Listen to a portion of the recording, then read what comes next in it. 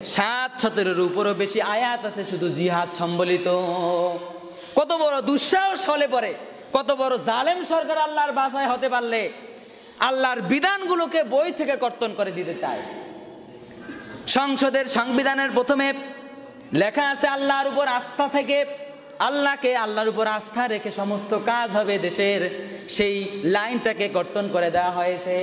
বিসমিল্লাহির রহমানির রহিম লেখা ছিল, সেই লেখাটাকে উড্ডীন করে দেওয়া হয়েছে।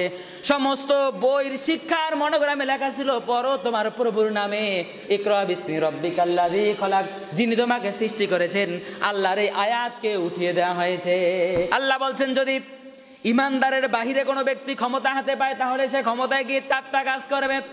1 নাম্বার কাজ হলো ওই নির্বাচনের সময় ক্ষমতায় যাওয়ার আগে সে যতগুলো ওয়াদা করেছিল, নির্বাচনে জিতার পরে 1 নম্বরে একটা করে সমস্ত ওয়াদাগুলো ভঙ্গ করতে থাকবে। 2 নম্বরে আল্লাহ তাআলা বলছেন, ওয়াজআলু আইজ্জাতা আহলিহা আজিল্লা, তার ক্ষমতার অধীনে যত সম্মানিত ব্যক্তিরা থাকবে, ক্ষমতা পাওয়ার পর সমস্ত সম্মানিত ব্যক্তিদেরকে অপমানিত করতে থাকবে। মিলেনি? আমাদের দেশের সাথে মিলেনি? মিলে। ক্ষমতায় আসার আগে গরুর গাড়ির চাকার মতো জিলাপি বানিয়ে দেওয়া হবে। এরপরে রাস্তাগুলো হেলিকপ্টার যাতে চলাফেরা করা যায়, বিমান যাতে চলাফেরা করতে পারে, এইরকম করে রাস্তা প্লেনের মতো করে দেবে। অথচ 2 বছর হয়ে গেল এখন পর্যন্ত রাস্তার মুখ দেখতে পাই না। দেশের 50 বছর ধরে যিনি পৃথিবীর দেশে কোরআনুল কারীমের তাফসীর করেছেন, আজ 13টি বছর পর্যন্ত বছরের পর বছর তিনি কারাগারের মধ্যে আবদ্ধ হয়ে আছেন। এভাবে করে বাংলাদেশে যত সম্মানিত মানুষরা রয়েছেন, সমস্ত সম্মানিত মানুষরা জেলের কুঠিরে নিবদ্ধ হয়ে আছেন। আবার জেলের বাইরে যারা আছেন তারাও সম্মানের সাথে নয়, অপমানের সাথে আছেন। আল্লাহ তাআলা বলছেন, যদি পাপাচার অত্যাচারী শাসক হয় তাহলে 2 নম্বরে ওই রাষ্ট্রের অধীনে যত সম্মানিত মানুষ থাকবে তাদেরকে কাউকে সম্মান দিবে না, তাদেরকে অপমানিত করবে, পদরযুস্ত করবে।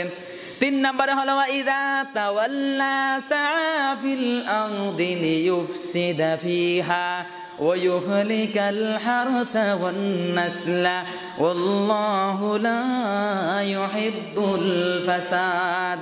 আল্লাহর কোনো আইন যদি দেশে চালু থাকে তাহলে আইনগুলো একটা করে বন্ধ করে দিবে। নতুন করে তো কোনো বিধান চালু করবেই না, আগে যদি কোনো বিধান চালু থেকে থাকে আল্লাহর, এগুলো একটা করে বন্ধ করে দিবে।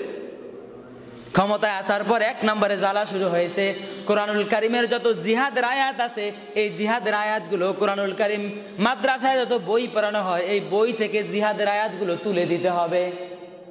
অথচ কোরআনুল কারীমের 7-17 উপরও বেশি আয়াত আছে শুধু জিহাদ সম্বলিত।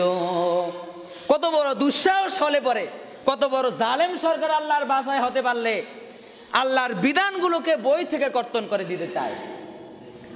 সংসদের সংবিধানের প্রথমে লেখা আছে আল্লাহর উপর আস্থা থেকে, আল্লাহর উপর আস্থা রেখে সমস্ত কাজ হবে দেশের, সেই লাইনটাকে কর্তন করে দেওয়া হয়েছে। বিসমিল্লাহির রহমানির রহিম লেখা ছিল, সেই লেখাটাকে উড্ডীন করে দেওয়া হয়েছে। সমস্ত বইয়ের শিক্ষার মনোগ্রামে লেখা ছিল, পড়ো তোমার প্রভুর নামে, ইকরা বিসমি রব্বিকাল্লাযী খলাক, যিনি তোমাকে সৃষ্টি করেছেন। আল্লাহর এই আয়াতকে উঠিয়ে দেওয়া হয়েছে। এভাবে করে একটা করে যদি বর্ণনা দিতে যাই, দেখবেন বর্তমানে দেশের মধ্যে যত শিক্ষাঙ্গন রয়েছে, যত জায়গায় আল্লাহ তাআলার সিসি ফোঁটা নামে কোনো বিন্দু পরিমাণ যদি আল্লাহর নাম কোথাও থেকে থাকে, সেখান থেকে নামটা মুছে দেওয়া হয়েছে। আল্লাহ বলছেন 3 নম্বরে জালেম সরকার, 3 নম্বরে ক্ষমতায় গিয়ে সে ব্যক্তি আল্লাহর সমস্ত বিধানগুলোকে ক্ষমতার এরিয়া থেকে বহিষ্কার করে দেবে। আল্লাহ তাআলা তারপরে বলছেন, ওয়া ইউহলিকাল হারসা ওয়ান নাসলা ওয়াল্লাহু লা ইউহিব্বুল ফাসাদ। আর প্রত্যেকটা অঙ্গনে প্রত্যেকটা রন্ধ্রে দুর্নীতির বড় বড় আখড়া থাকবে। একদম 4টা আল্লাহ যা বলতেছেন সব মিলে যাচ্ছে। পৃথিবীর এত চ্যাম্পিয়ন, এত দুর্নীতি মানুষ বোঝেও না যত দুর্নীতি আমাদের গ্রামে হয়, শহরে বাদ দিলাম। দেখবেন আপনি শুধুমাত্র জমিনের দলিলের ফর্সা উঠাতে গিয়ে দেখবেন কত হয়রানির শিকার হতে হয় আপনাকে। জমিনের দলিল থেকে শুরু করে পর্সা, এরপরে যত ধরনের কাগজপত্র আছে, যত জায়গায় যাবেন শুধুমাত্র কুমিরের মতো বসে আছে। এরপরে আপনি যত জায়গায় আপনার ঠেক আছে তত জায়গায় দেখবেন দুর্নীতি আছে। যেখানেই আপনি ঠেকবেন সেখানেই দুর্নীতি, ঠেকা ছাড়া দুর্নীতি খুঁজে পাবেন না। অথচ আল্লাহ তাআলা বলছেন তারা যদি ক্ষমতায় যায় তাহলে ক্ষমতার রন্ধ্রে রন্ধ্রে দুর্নীতির বড় বড় আখড়া বসে থাকবে।